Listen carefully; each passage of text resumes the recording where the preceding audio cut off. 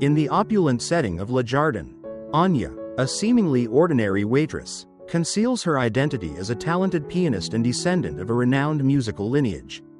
That night, Harold, an arrogant businessman, arrives and makes Anya the target of his malicious amusement.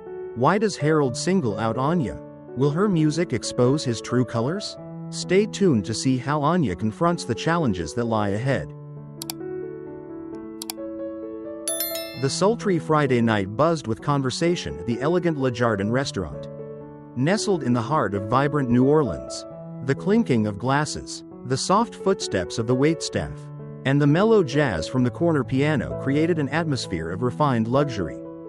Anya, a 25-year-old waitress, moved deftly between tables. To most patrons, she was just a familiar face in a uniform, but few knew that beneath her unassuming exterior, Anya was a descendant of a renowned African lineage of pianists. And the piano was not just a passion, but her family's heritage. However, Anya cherished the simplicity of life and preferred to remain unburdened by the rules and pressures of the artistic world. So she kept her true identity hidden. As the evening's rush began to subside, the doors swung open, and in walked Harold, a wealthy and well-known businessman. Accompanied by his entourage, Harold exuded an air of arrogance, famous for his sharp tongue and penchant for dramatic displays to attract attention.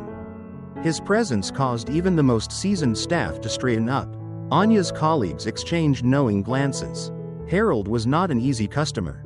He was the type to test people's limits, especially those he considered inferior. As Harold scanned the room, his eyes landed on Anya. A pause, then a condescending smirk. Anya felt his heavy gaze but ignored it, focusing on her work. But Harold wasn't finished with her. He had decided to make her his evening's entertainment. That night, as Harold and his group settled at their table, Anya approached them. Harold ordered a premium scotch and proceeded to tell a crude joke about a black man, laced with ridicule and contempt, loud enough for the surrounding tables to hear. Anya maintained a polite smile as she took their orders, though her blood was boiling. "Anya, huh?" Harold said, glancing at her name tag. "Looks like you've got more talents than just carrying trays."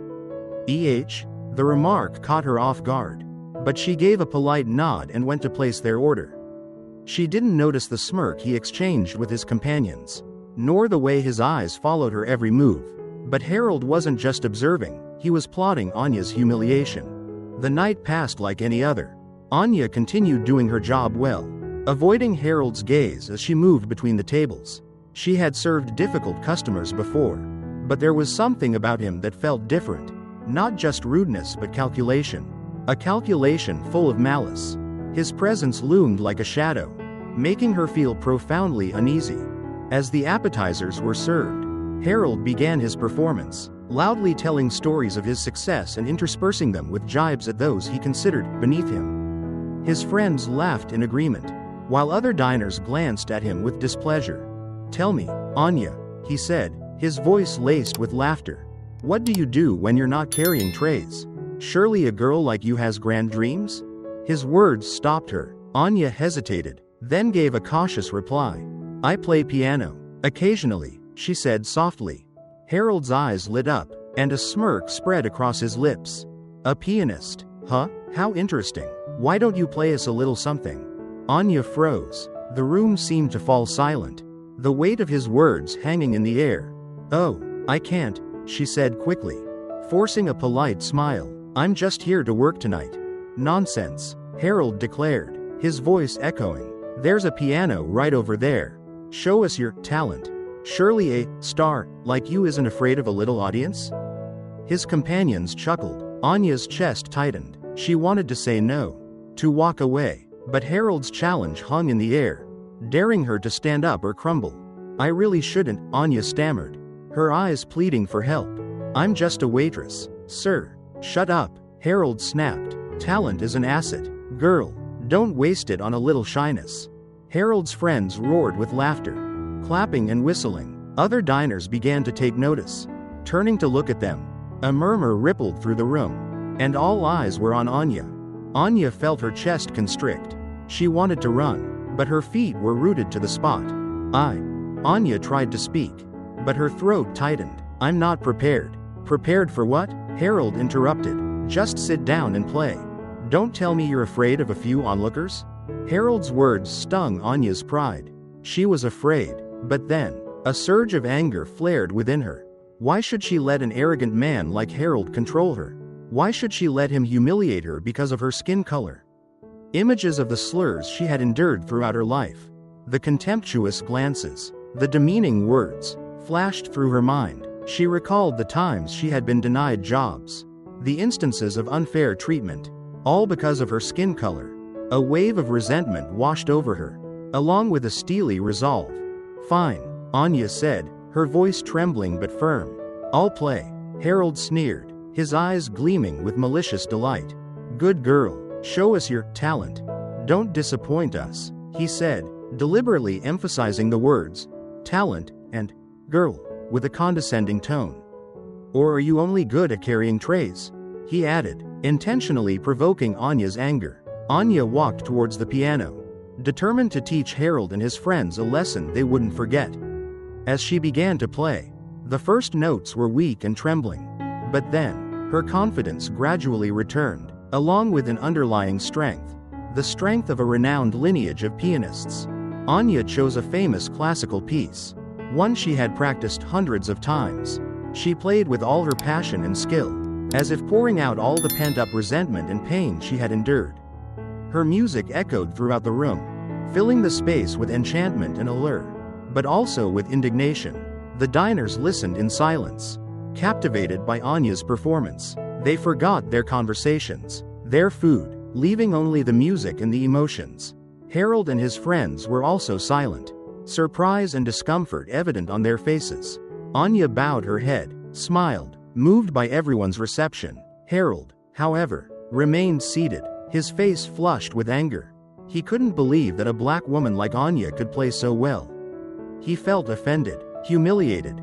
That's enough, Harold said, his voice hoarse. You've proven your talent.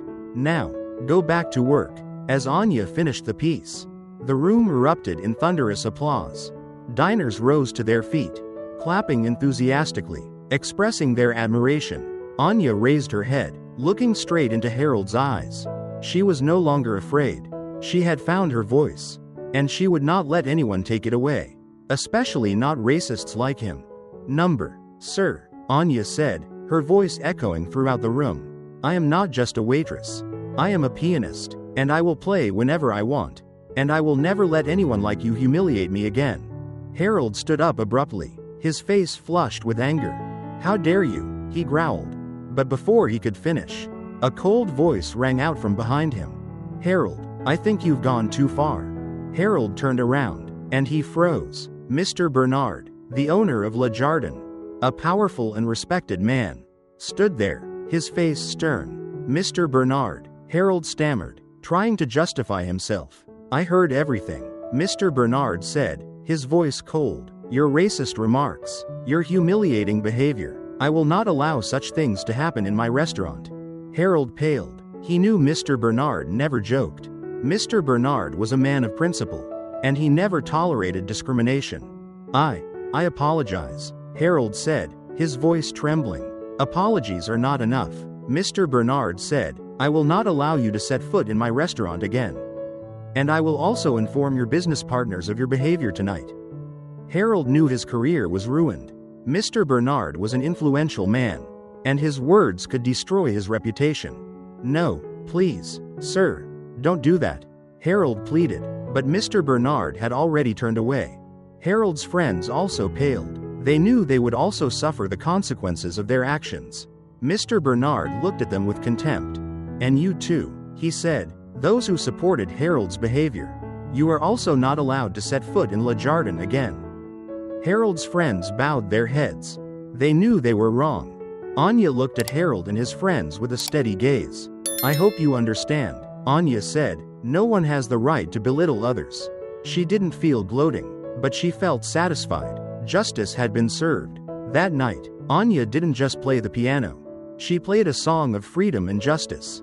And that song echoed throughout Le Jardin, reminding everyone that discrimination has no place in a civilized society. After that fateful night, Anya was no longer an anonymous waitress. Her piano music echoed, conveying a message of freedom and justice. That performance opened up a musical career path, taking her to major stages. Anya's story inspired those who had been discriminated against, turning her into a symbol of the struggle for equality. Despite fame, Anya remained simple, cherished the ordinary life, and continued to pursue her passion for music. Join us in spreading the message of kindness and courage. Press the like button to make this story known to more people. Share it to multiply good values. Leave a comment so we can reflect together on the power of understanding and tolerance. And don't forget to follow our channel to continue accompanying meaningful stories, where each character is a testament to the spirit of what goes around comes around. That goodness and integrity always prevail.